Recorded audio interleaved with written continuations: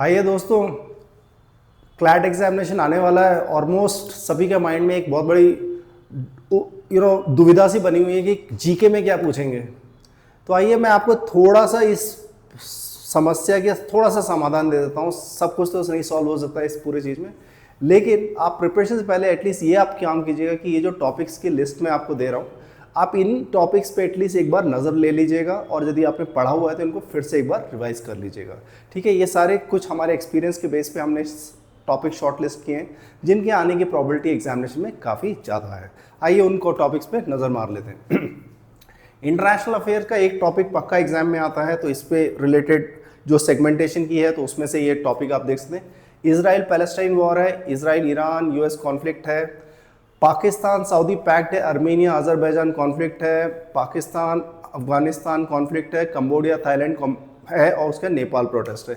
इसमें से आप इजराइल पैलेस्टाइन के ऊपर में ज़रूर पढ़िएगा और थोड़ा डिटेल में पढ़ने की कोशिश कीजिएगा, क्योंकि बाकी सारे कॉन्फ्लिक्ट्स में इतना ज़्यादा डेवलपमेंट नहीं हुआ जितना इजराइल पैलेस्टाइन वॉर में डेवलपमेंट हुआ है। उसके बाद में आप यदि second part of this page में यदि आप आएंगे तो शेख हसीना का जो लास्ट ईयर से जो बांग्लादेश में क्राइसिस चल रहा था उसका डेवलपमेंट में एक डेवलपमेंट बस लास्ट वीक हुई है, उसके ऊपर में आप जरूर पढ़ लीजिएगा, उससे आपको डिटेल मिल जाएगा। उसके बाद पोप फ्रांसिस डेथ है, उसके बाद चाइना डीप सीक एआई के ऊपर है।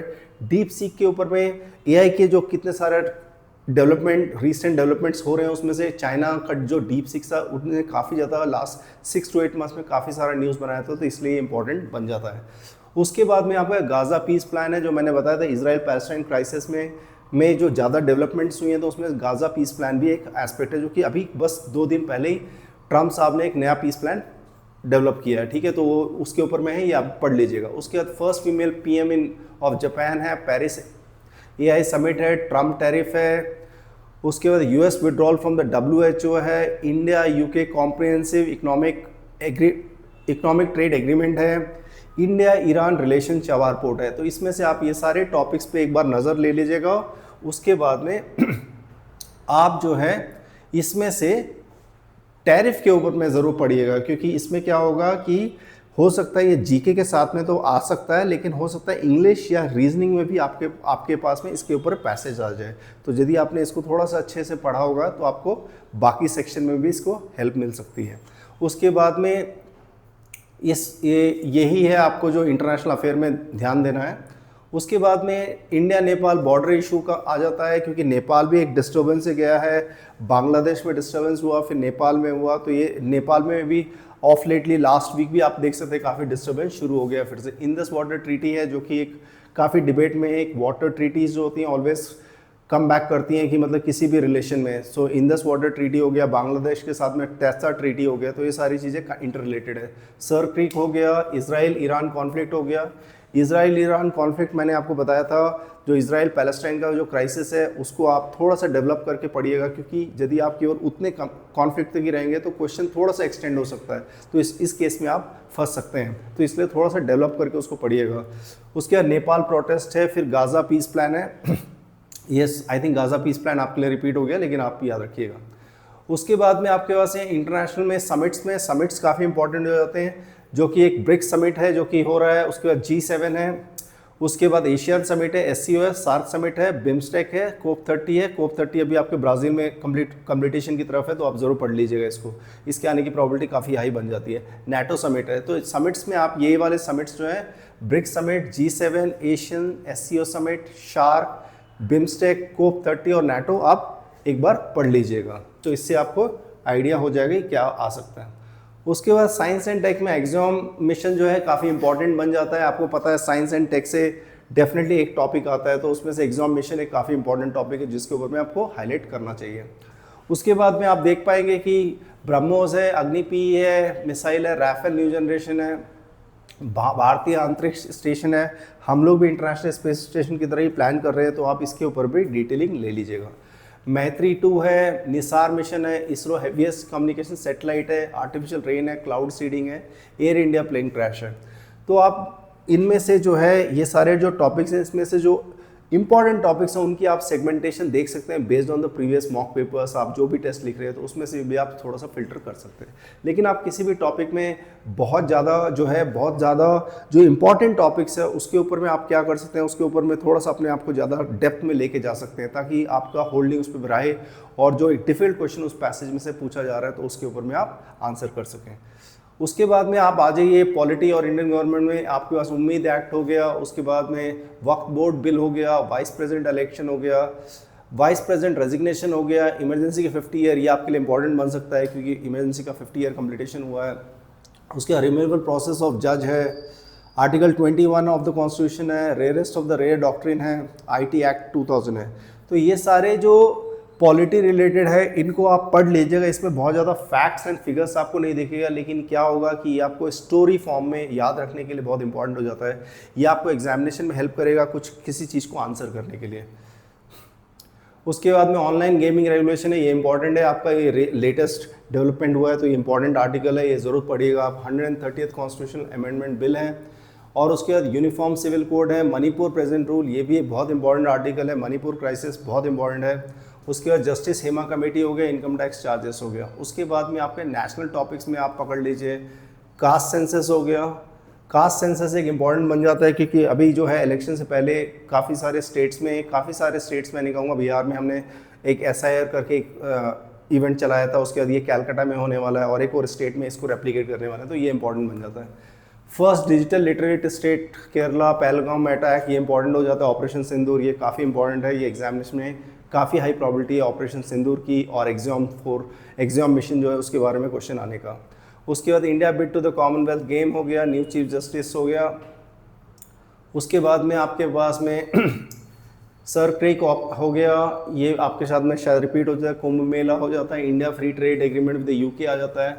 North east and the Ladakh issue, north east में जो है मणिपुर क्राइसिस हो जाता है, लद्दाख इशू भी आप पढ़ लीजिएगा, ये भी है। स्टेट डिस्टर्बेंस भी काफ़ी इंपॉर्टेंस रखते हैं किसी भी करंट अफेयर्स में पूछने के लिए। उसके बाद में इंडिया नेपाल बॉर्डर इशू हो जाता है। वुमेंस वर्ल्ड कप, देखिए वर्ल्ड स्पोर्ट्स के मामले में जब भी कभी बड़ा इवेंट कंप्लीट होता है तो वो एग्जामिनेशन पूछा जाता है, उसी के संदर्भ में ये मैं आपको कह सकता हूँ कि ये जो है इंपॉर्टेंट डेवलपमेंट है। इंडिया ने वर्ल्ड कप जीता है और वुमेंस के पर्सपेक्टिव से, तो ये भी इसके भी आने के एग्जामिनेशन में प्रॉबिलिटी बन जाती है। उसके बाद भी आपके पास IPL 2025 है, न्यू अपॉइंटमेंट्स हो गए, मेजर अवार्ड्स हो गए, वर्ल्ड हैप्पीनेस रिपोर्ट हो गया। तो इसको आपको पढ़ने के लिए क्या करना है, देखिए आप किसी भी प्लेटफॉर्म पे रह सकते हैं और आप ये डाल सकते हैं कि मेजर अवार्ड्स इन 2025, तो आपको एक लिस्ट डाउन दे देगा। तो आप उस लिस्ट को आप थोड़े से मेमोराइज करने की कोशिश कीजिएगा और एग्जामिनेशन से 1 वीक पहले या 10 दिन पहले भी आप यदि ये एक्टिविटी करते हैं तो it will take care of this. क्योंकि यहाँ पे तो जस्ट मैंने हाईलाइट कर दिया मेजर अवार्ड्स, तो आपको कैसे पता चलेगा मेजर अवार्ड्स।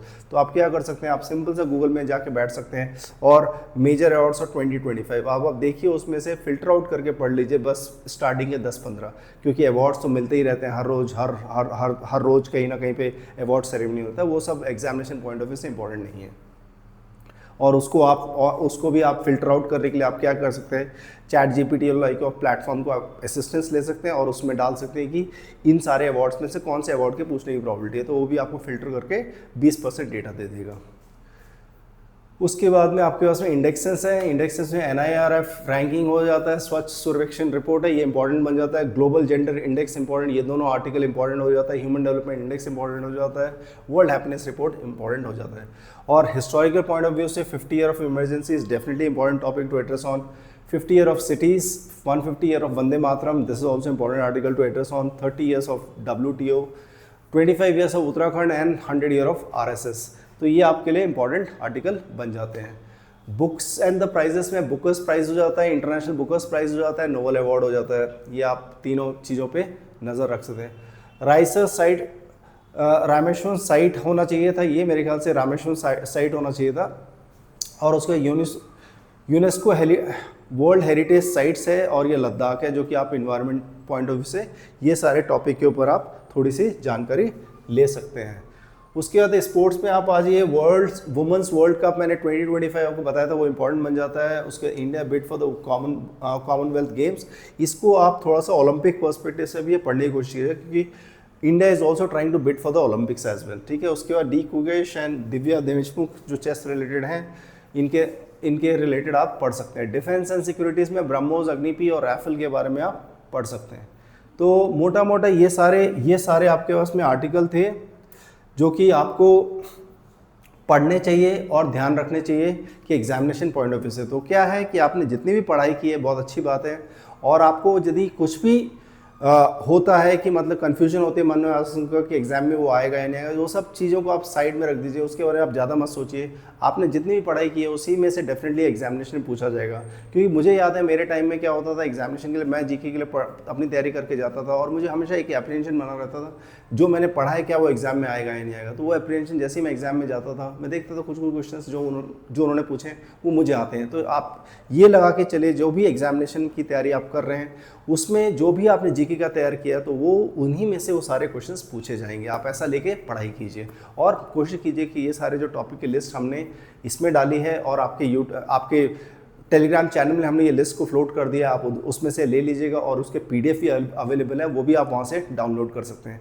उसके बाद में आप उस नोट्स को कोशिश कीजिए कि मल्टीपल टाइम रिवाइज करने के लिए। यदि आप ये प्रोसेस करते हैं तो मेरी ये बहुत अच्छी स्ट्रांगली उम्मीद है कि आप जीके में अच्छा कर सकते हैं। Thank you and all the best for your CLAT examination. Thank you.